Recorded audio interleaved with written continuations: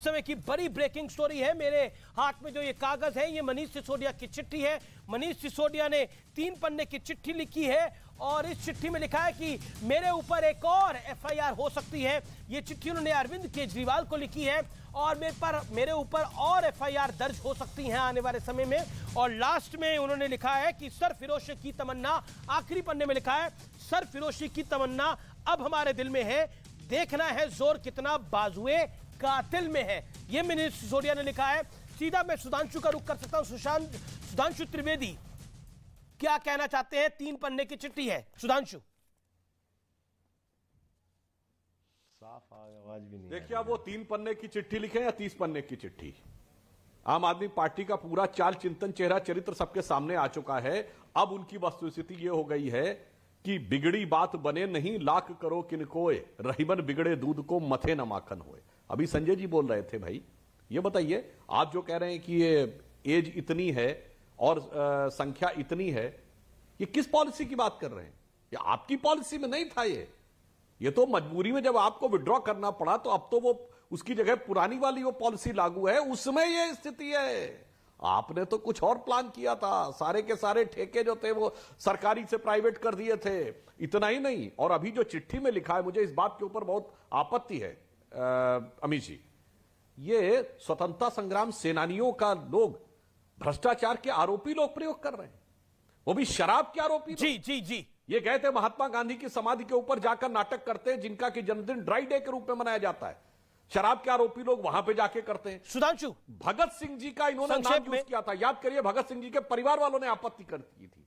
इससे यह दर्शाते हैं कि भ्रष्टाचार में आकंठ डूबी पार्टी आज अपने छोटे राजनीतिक स्वार्थ के लिए महान देशभक्तों और स्वतंत्रता संग्राम सेनानियों का भी दुरुपयोग करने की सीमा तक आ गई।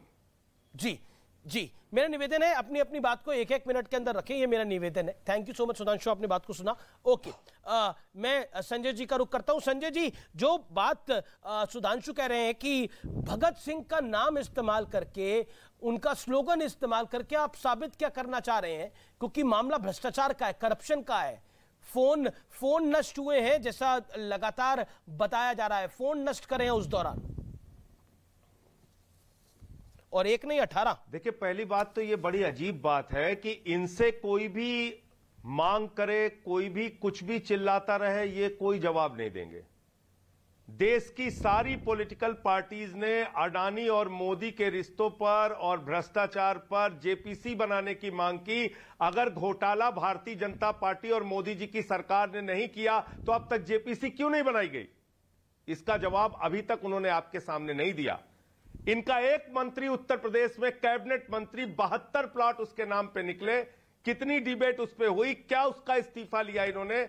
सारे भ्रष्टाचारियों के पक्ष में मजबूती से खड़े हो जाते हैं। इन लोगों ने कहा था देवेंद्र फडणवीस जी ने कि चक्की पिसिंग करेंगे अजीत पवार, सुबह 6:30 बजे उसके साथ मिलकर शपथ लेते हैं। नैतिकता की बात इन लोगों से सीखनी है। और ये बड़ी एक हास्यास्पद बात, ये लोग कहते हैं भाई आम आदमी पार्टी का जन्म तो नैतिकता के लिए हुआ, आम आदमी पार्टी का जन्म नैतिकता के लिए हुआ। तो भारतीय जनता पार्टी का जन्म घोटाला करने के लिए हुआ है।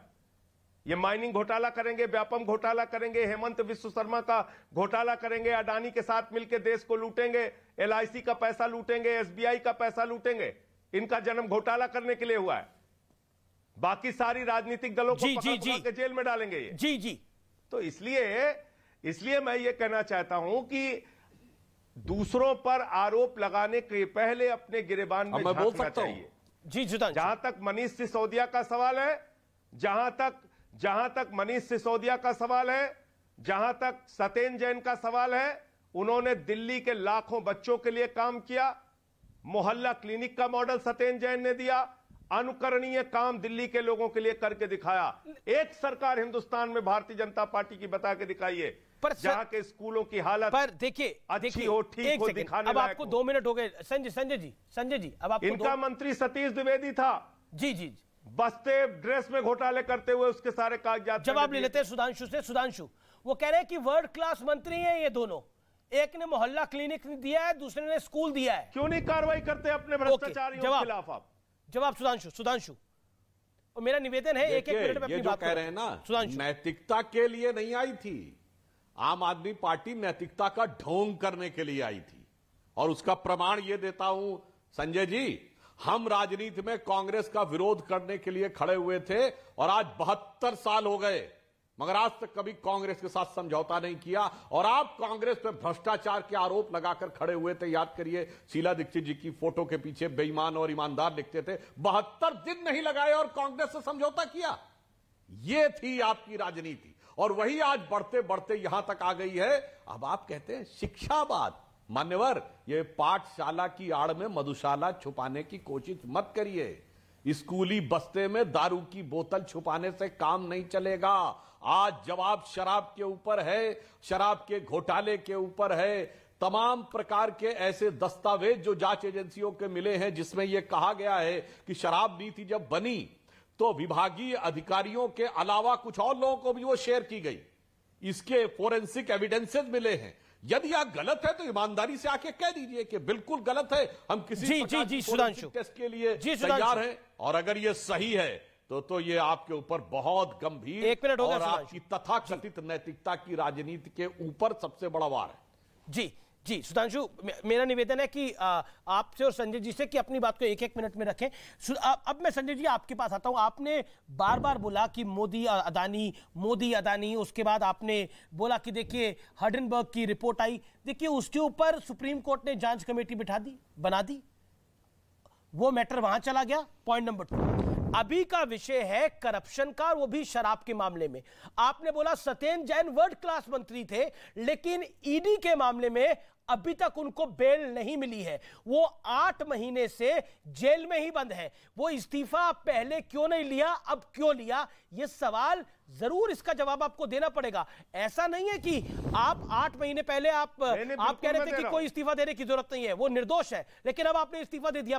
अभी तो वो दोषी नहीं हुए हैं, फिर पहले क्यों नहीं और अब क्यों? अच्छा, एक चीज ये बताइए आप जी। हाँ, एक चीज ये बताइए कि वो चंद्रचूड़ जी को 140 करोड़ लोगों ने वोट दिया है कि मोदी जी को दिया है? आप कह रहे हैं हिंडनबर्ग पे सुप्रीम कोर्ट काम कर रहा है और ये अडानी के साथ मिलकर घोटाला करेंगे। सारी विपक्ष की पार्टियां मिलकर अगर सवाल उठा रही हैं कि जेपीसी बनाओ, भ्रष्टाचार की जांच कराओ, वो नहीं कराएंगे। इसका मतलब आप खुद ही मान रहे हैं कि ये नाकारा पार्टी है, ये घोटालेबाज पार्टी है, ये एलआईसी में और एसबीआई में करोड़ों लोगों का पैसा लूट रहा है, चुप है, खामोश है, सुप्रीम कोर्ट को हस्तक्षेप करना पड़ता है। अरे भाई 140 करोड़ लोगों ने मोदी जी को वोट दिया है भ्रष्टाचार पे कार्रवाई करने के लिए। भ्रष्टाचार मुक्त भारत का नारा वो देते हैं घूम घूम के। सुप्रीम कोर्ट के चीफ जस्टिस को इस देश के लोगों ने नहीं चुना, ये तो नाकारा है, इसलिए सुप्रीम कोर्ट को हस्तक्षेप करना पड़ता है। ये सरकार नाकारा है, इसलिए सुप्रीम कोर्ट को हस्तक्षेप करना पड़ता है।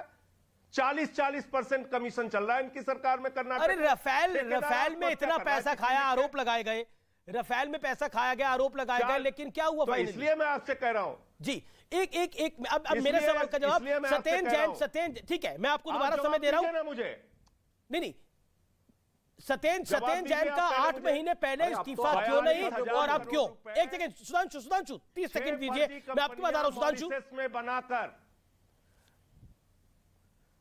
मॉरिशस में एक पते पर 6 फर्जी कंपनियां बनाकर, जिनकी आमदनी का कोई जरिया मालूम नहीं, 42,000 करोड़ रुपए अडानी की कंपनी में लगाया गया। उसकी जांच सेबी, सीबीआई, आज का विषय शराब घोटाला होनी चाहिए या नहीं होनी चाहिए? संजय जी, आप उस विषय को रख रहे हैं, उसका जवाब सुधांशु देंगे। शराब घोटाला तो 1 साल से चला रहे हैं भाई आप लोग। आज मैं सीधा आज इस्तीफा इस्तीफा हुआ है।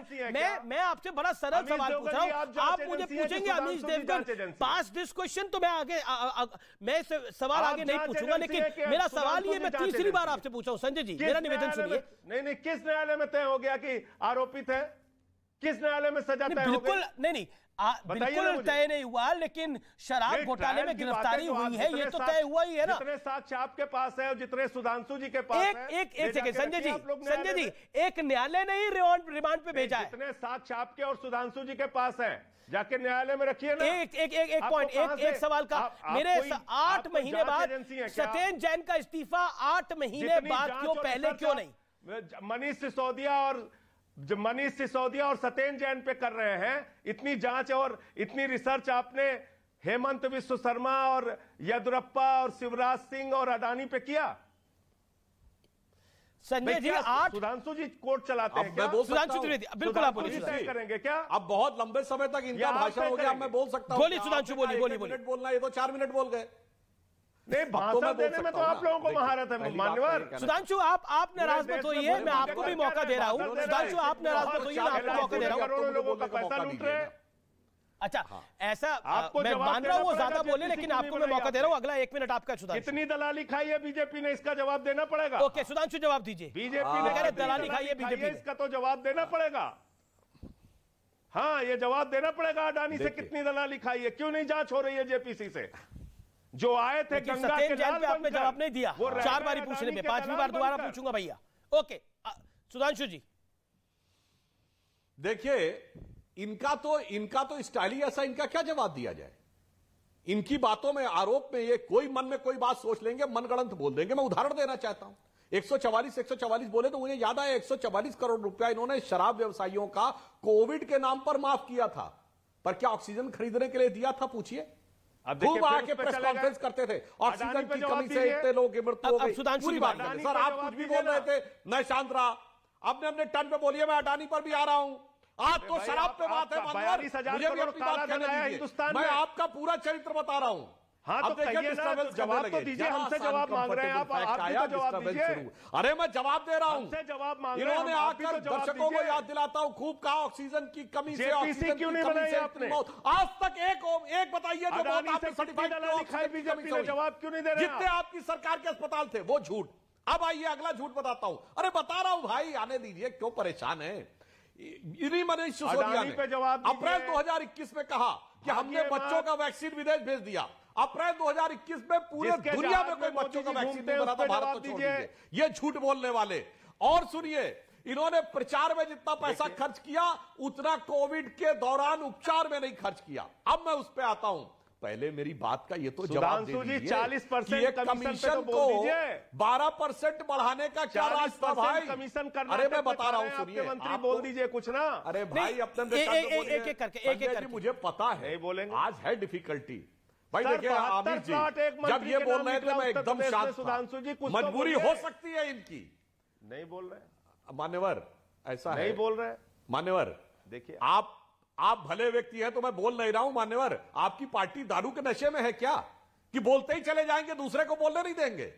ये शराबी की फितरत होती भाई, वो नॉन स्टॉप बोलता है, वो दूसरे को बोलने नहीं देता। आप तो ऐसा जी, आपकी पार्टी का जो कर रही हो अपने टर्न पे बात होता है। अब मैं आपको बात बताता हूं, जानकारी आपको किसी भी भारत की एजेंसी पे भरोसा नहीं है। ज्यादा खतरनाक होता है ये सत्ता का नशा, ज्यादा दिन चलेगा नहीं मोदी जी का।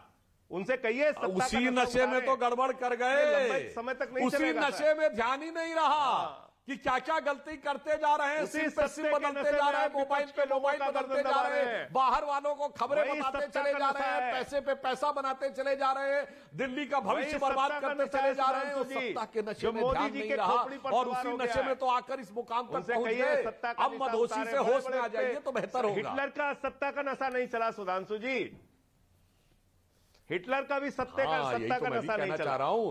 इसीलिए अन्ना हजारे ने भी चिट्ठी लिख के कहा, शराब घोटाले पे कहा कि उन्हें यह उम्मीद नहीं थी कि उनके आंदोलन से निकले हुए लोग ऐसा भ्रष्टाचार करेंगे। हमें सर्टिफिकेट देने की जरूरत नहीं है। अडवाणी की भी चिट्ठी, अडवाणी जी की भी चिट्ठी भेज दे रहा हूं, सर्टिफिकेट आपके लिए है, वो पूरे देश को पता। आ रहे मैं आ रहा हूं, अडानी पर भी आता हूं मान्यवर। लेकिन एक बड़ी खबर, बहुत